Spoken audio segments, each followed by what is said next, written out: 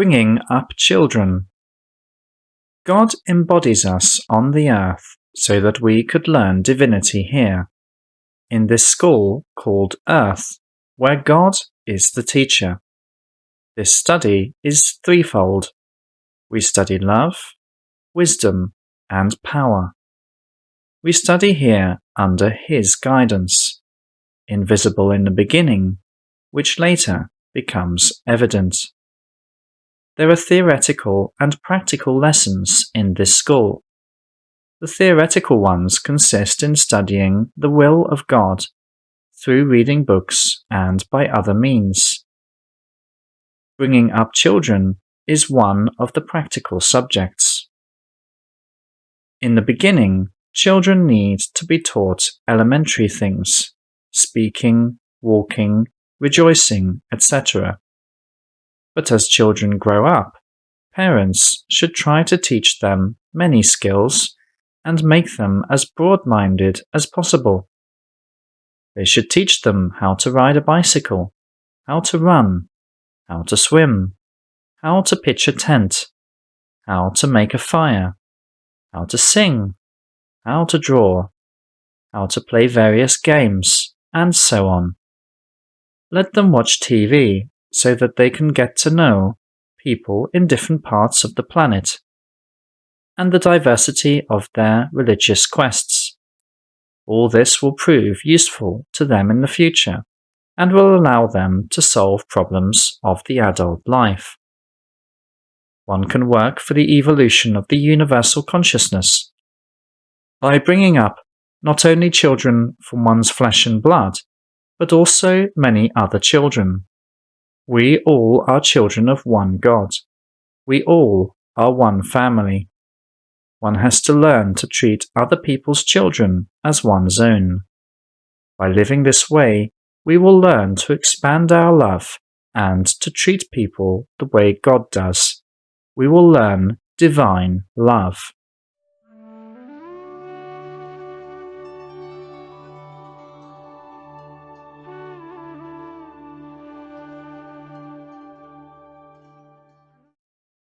Nutrition recommendations.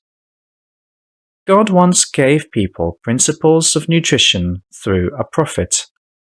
See, I have given you every plant yielding seed that is upon the face of all the earth, and every tree with seed in its fruit, you shall have them for food. This commandment was written in the Jewish Bible. After some time, he added, through another prophet, you may eat everything, only you shall not eat flesh with its life, that is, its blood. What did he mean in this phrase? He was talking about the killing-free diet. You may eat any edible plants, use milk, eggs, but do not kill for food those creatures in whose body you see blood. But what did sly and gluttonous Jews who received this commandment contrive? They started to let the blood of animals that they were killing flow out into the ground, and to eat their meat after that, yes, without blood. They pretended to have understood that the animal's soul is its blood. Later, gluttonous Christians began using the same way of fooling God, and they simply did not include the protests of Jesus Christ against this in the New Testament. But true Christianity is teachings of love. Is it possible to call these people Christians who are capable of causing other creatures to suffer just for satisfying their own gustatory cravings? True Christians are not those who have been formally baptized but do not follow the teachings of Jesus Christ, and especially not those who were baptized at a very young age, or those who wear crucifixes around their necks. It was crusaders who wore crucifixes, was it not? True Christians are people who follow the teachings of God that He has been giving to us through Jesus Christ and other messiahs. The essence of these teachings can be expressed in short in 3 phrases. 1. God is love. 2. We have to infuse into him for the sake of enriching him with ourselves. 3. In order to do this, we need to become love, like him. Those who do not follow these teachings do not have a right to call themselves Christians. They are simply perverts. Christians in quotation marks. In this incarnation, I was born and grew up in a family of communists and atheists. Nobody thought about sin and compassion there, as almost in every Soviet family. And I, too, ate meat and fish since my childhood. This was widely accepted. I even became a hunter and a fisherman, and I tortured and killed animals without even thinking that somebody other than myself could feel pain. Only when I became a senior research assistant, I started to question my right to kill animals. But I immediately came up with a justification for myself. We cannot live without eating meat and fish.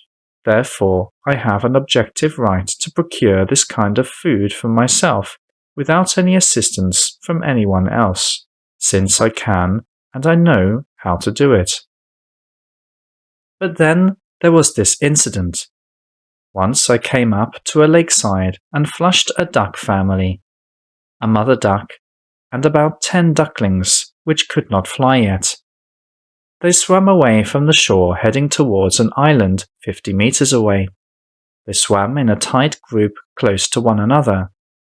But an unknown hunter was hiding on that island, and when the duck family swam up to the island, he shot them all down with 2 gunshots. This was the first time when I took the death of the victims of this cruel entertainment, hunting, as a drama. My confusion was aggravated by the fact that I became the cause of their death, and right after this I saw a contradiction. I would not get upset if I were the hunter who killed them. On the contrary, I would rejoice at such luck of getting a great hunting trophy. Later, I happened to ride on a bus in Karelia with workers of a forestry. They drank vodka after work and were going night fishing, to spear fish with a fish fork in a beam of light. But one of them got deeply moved and started to think aloud. How is it possible to spear live fish with a fork? It is live, don't you see? With a fork. He repeated these phrases many times in a heartfelt way, addressing these questions both to himself and to his friends. It was obvious that he was on the verge of illumination, of awakening.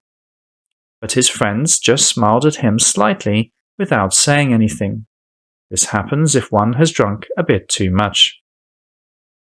Then, seeing no support from his friends, he suddenly felt ashamed of his weakness and exclaimed, "Yes, we are going to spear live fish with a fork." And the issue was removed from the agenda. Once I was hunting ducks. I wounded one. I was shooting again and again, trying to kill her off. But the duck saw me firing and managed to plunge every time before the shot reached her. Then I resorted to cunning, and steering my boat, drove the duck to a shallow place where she could not plunge. And she realized it, and gave up.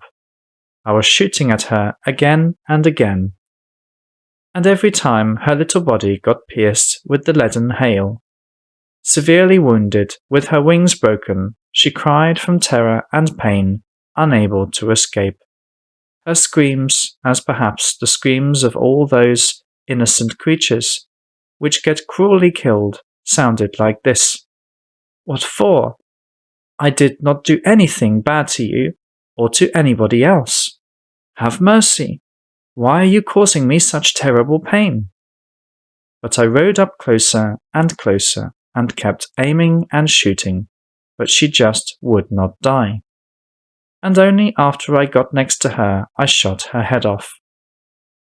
We ate her body, riddled with shots, afterwards, but somehow I could not enjoy it then. My last hunt was an elk one. The beaters drove an elk cow to the shooter's line. The hunters started shooting and wounded her. She dashed back to the beaters' line, but they opened fire too. 2 of my bullets broke her spine. Other hunters kept shooting. I recall that the chasseur got into ecstasy over the sound of many shots and was screaming rapturously, "Here's what I call music." She fell down eventually. By the time I came up to her, she already had stopped breathing. But the hunters told me that after she had fallen, she crawled about 50 meters, leaving a wide, bloody trail behind her. They laughed and felt happy when they were telling this. There was no compassion in a single soul. I was shooting as well, thinking about meat and not about the pain, which this beautiful animal was experiencing. Since that incident, I quitted hunting and even sold my gun. When I later met a person whom I respected and who for the first time seriously told me about the existence of God and that he did not want us to eat bodies of animals, by that time I was quite ready to completely give up this terrible vice. Later, I studied scientific literature on physiology of nutrition and learned that in the bodies of animals there are no nutritional components essential for the human organism, which cannot be found also in vegetable products, milk or milk products, and eggs. Moreover, milk and eggs contain all the indispensable amino acids, the most important protein components.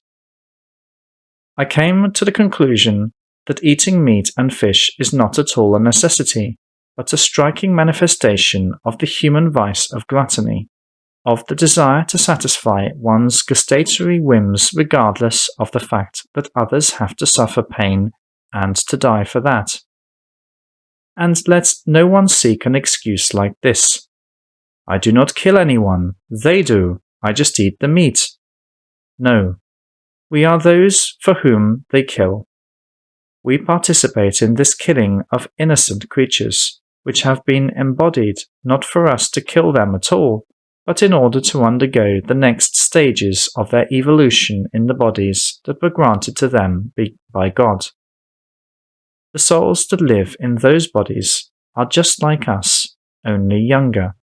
They are like children. I killed lots of animals.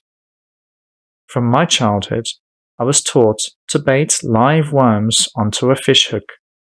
It never occurred to me then what it is like, what each of those worms feels, and later fish suffered on those hooks. Fish do not fall asleep, as many cruel parents comfort their children who show compassion for dying fish. Each fish experiences terror, pain from wounds, and sufferings of asphyxia. When I began shooting at living targets, birds, and animals. Later, I became an ecologist-zoologist, and thousands of animals died from my hands.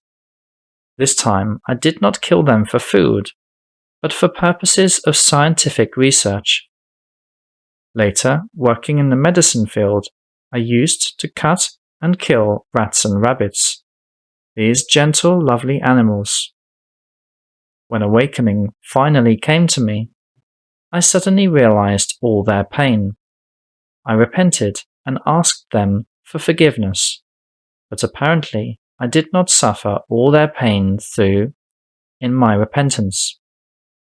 And when many years later, a 2 meters tall primitive attacked me from an ambush without any external cause, and when I could not resist him, and fatally injured my body, then, dying in severe pain, I could also be puzzled. What for? I did not do anything bad to anyone, didn't I? And someday, perhaps, in their future incarnations, he and all the members of that gang will be dying in pain, groaning, what for? Often people who never cared before what it was they were eating, upon hearing a sermon about compassion and having agreed with it, suddenly get perplexed. What is there to eat if not meat and fish? So, here we will talk very briefly about general principles of nutrition. First, as a rule, it is advisable for our diet to include all 5 groups of nutritional components: proteins, fats, carbohydrates, vitamins, and microelements. Deliberately scanted diets, including monodiets, those which imply only one product, for example only rice, wheat, sprouts, oats, or apples, etc., can be very successfully used for therapeutic purposes, but they should not be adhered to for an excessively long time. So, after consulting with a specialist, one may get on a diet like this for 1, 3, 7, 30, or 45 days, depending on how serious the disease and on the tactics of the treatment. Complete fasting, with obligatory drinking of water that does not exceed 3 days, is also helpful for therapeutic purposes and is an effective means of purification of the body. If one is willing to fast for a longer period of time, one should do this only under the supervision of a specialist in therapeutic fasting. Break of the fast must be gradual. Best things to eat first, when you break a complete fast, are juices and fruits. No salt is allowed for the entire recovery period, which may last for several days. Otherwise, there is a high risk of edema of the body tissues. Almost every natural type of food, milk, grains, vegetables, etc., contains proteins, fats, and carbohydrates, though in different proportions. Depending on these proportions, they are usually classified into proteins, carbohydrates, and fats. Milk and lactate products, curds, cheese, eggs, nuts, mushrooms, soybeans, peas, and beans belong to the protein group. Proteins can be different depending on the type of the amino acids that they are composed of. The amino acids, in their turn, can be divided into 2 groups: the dispensable, i.e. necessary, but which can be generated within the human body, and the indispensable, which are also necessary, but usually are not generated by the body. Therefore, their external supply with food is vital for the human organism. So, the most valuable from the standpoint of supplying the organism with proteins are those foodstuffs that contain a complete set of indispensable amino acids. These are milk and eggs. Milk and eggs, if included in one's diet, make it protein balanced. If there are neither milk products nor eggs available, one should compensate for this by diversifying other components of one's diet, especially those of the protein group. But it would make sense to take into account that beans, when consumed in big quantities, result in generation of gases in the intestines. This also can be caused by barley and rye, and in case of adults, by milk, but not curds and cheese. In such cases, it is better to drink milk in the evening in small quantities and without combining it with anything else. By the way, in cases like that, substituting milk with clabber would be even better.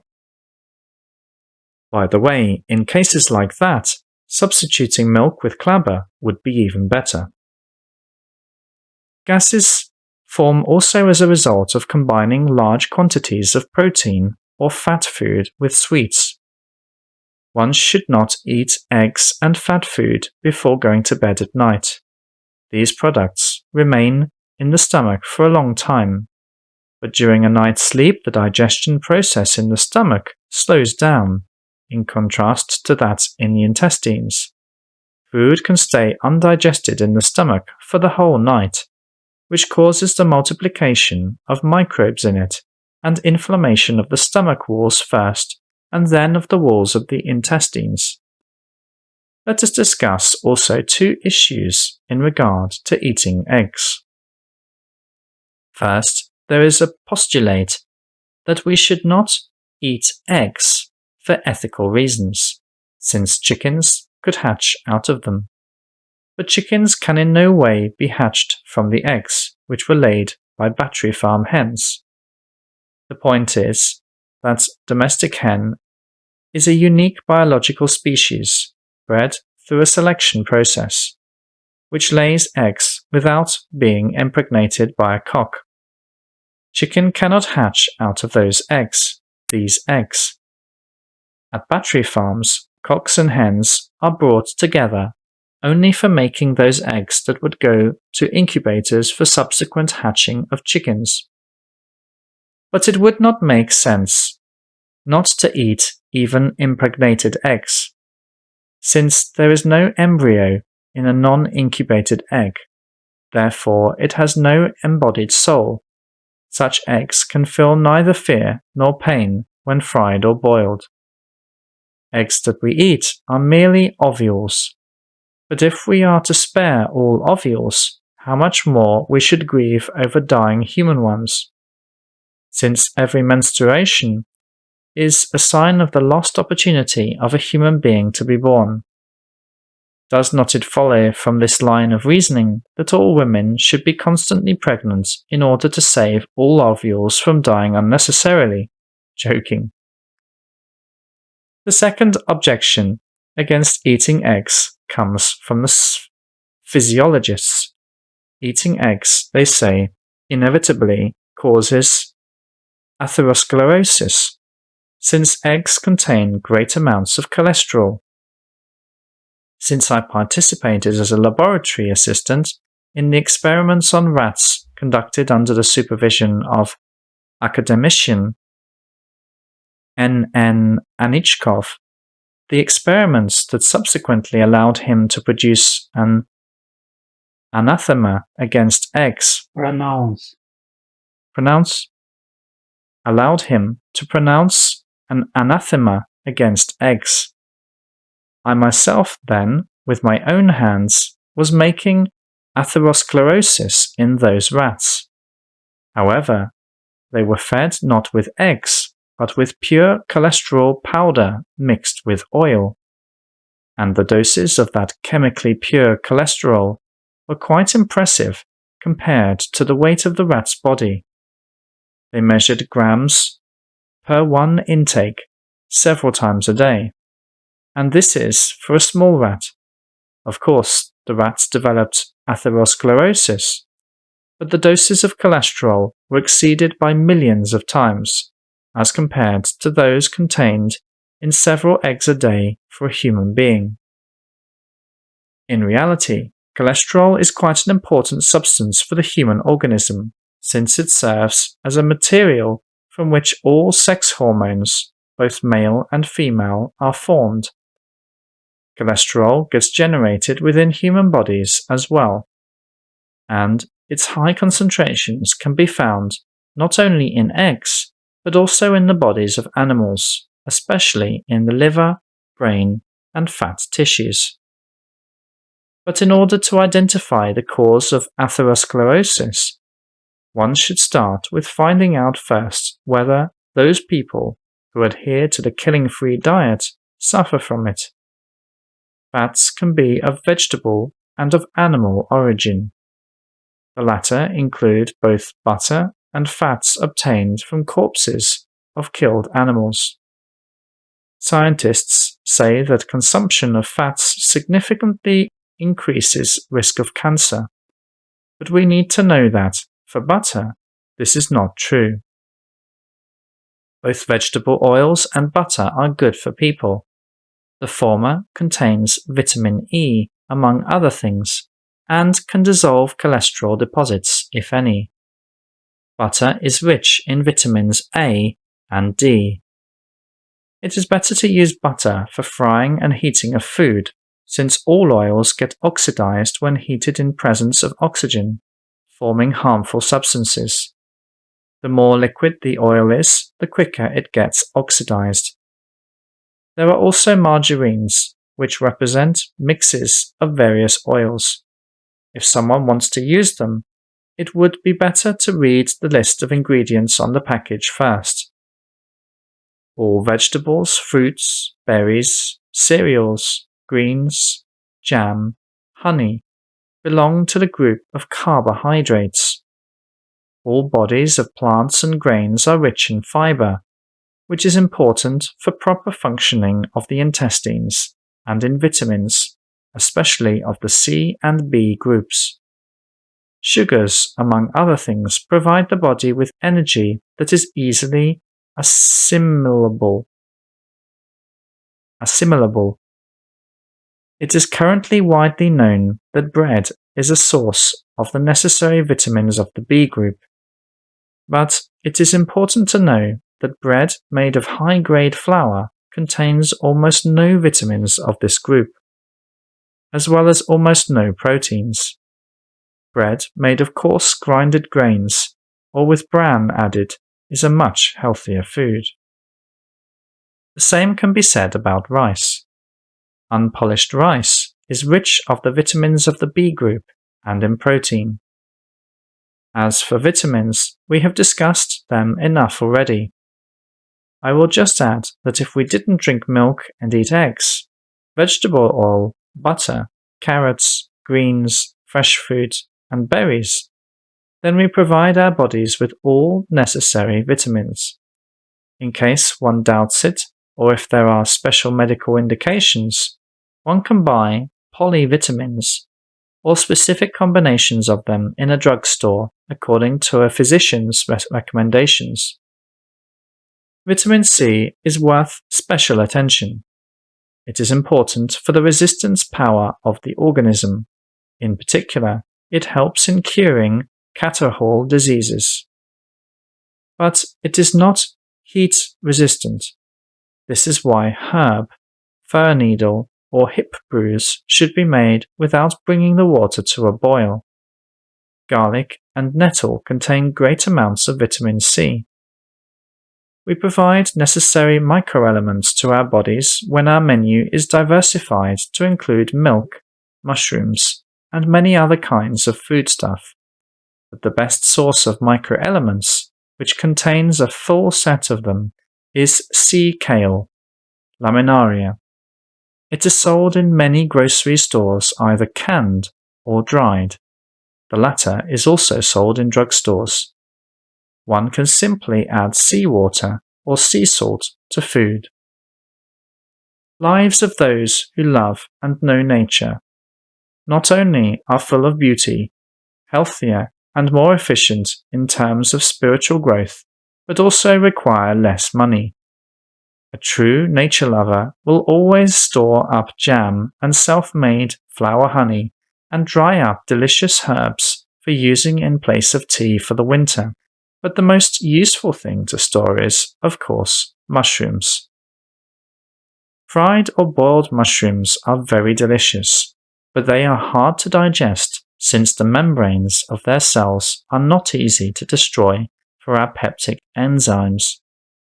Drying mushrooms up also does not improve this situation, but prolonged exposure to acetic or lactic acid when mushrooms are marinated or made sour, salted, destroys the membranes and makes mushrooms easy to assimilate. One can store salted mushrooms in one's own house. The only thing that needs to be done regularly is taking off the mold from the surface over the brine, approximately once a week. But do not try to pickle honey fungus, armillaria, only with salt separately. the process of its fermentation goes without producing lactic acid, thus the result will not be good. One may either add this kind of mushrooms to the vessel with other salted mushrooms, or pickle it using vinegar and salt.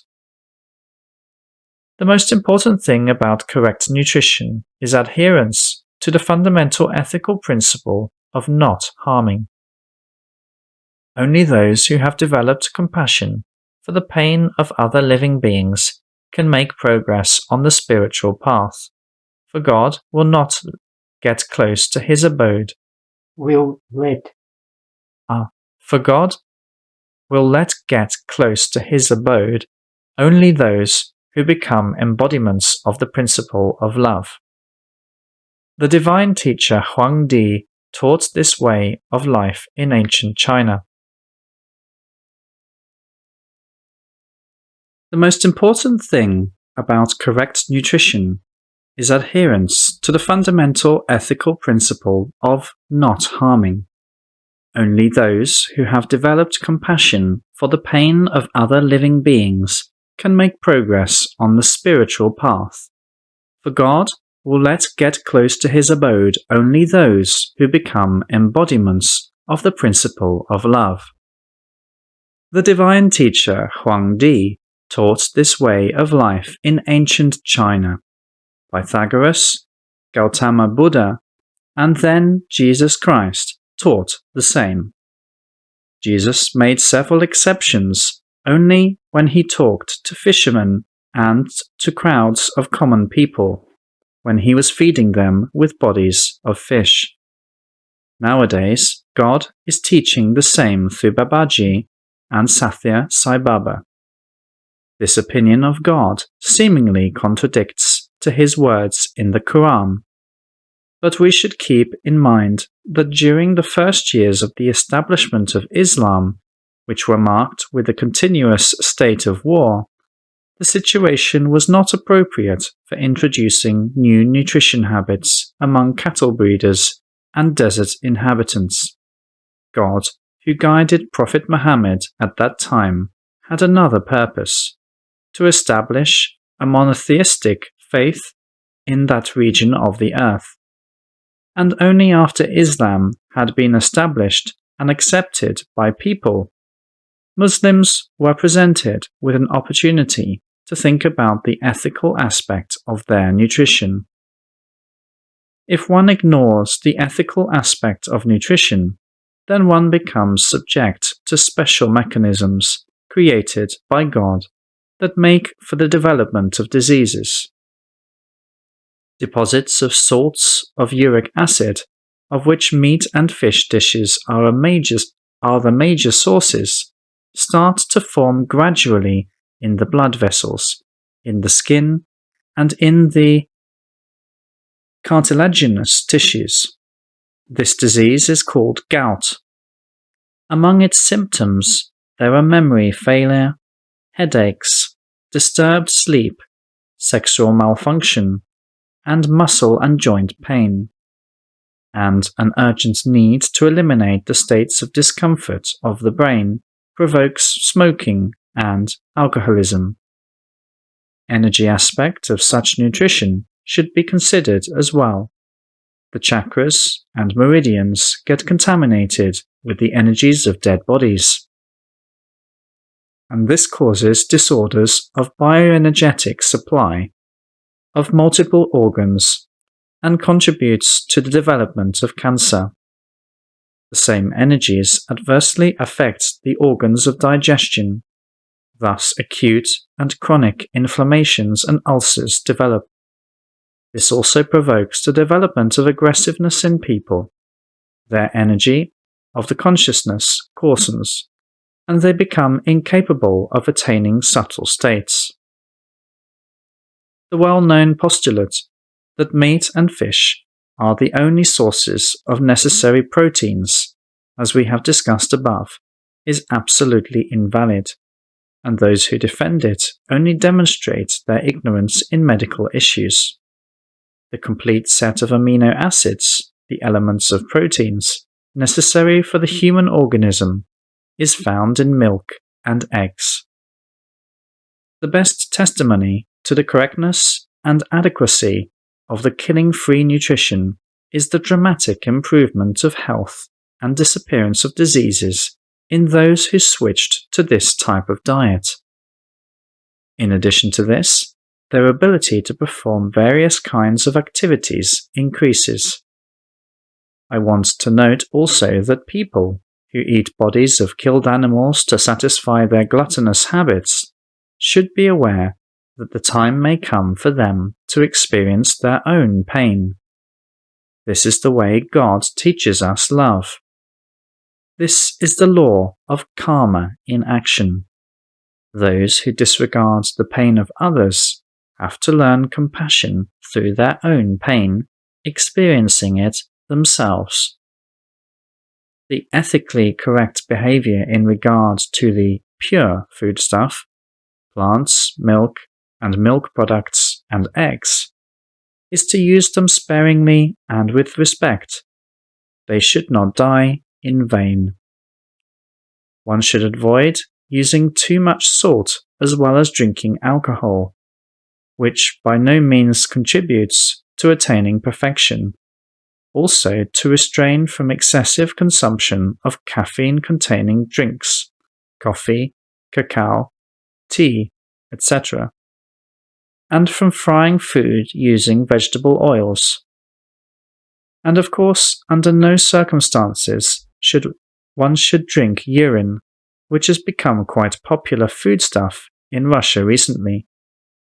Regular drinking of urine intoxicates the brain and causes mental disorders. What should we eat then?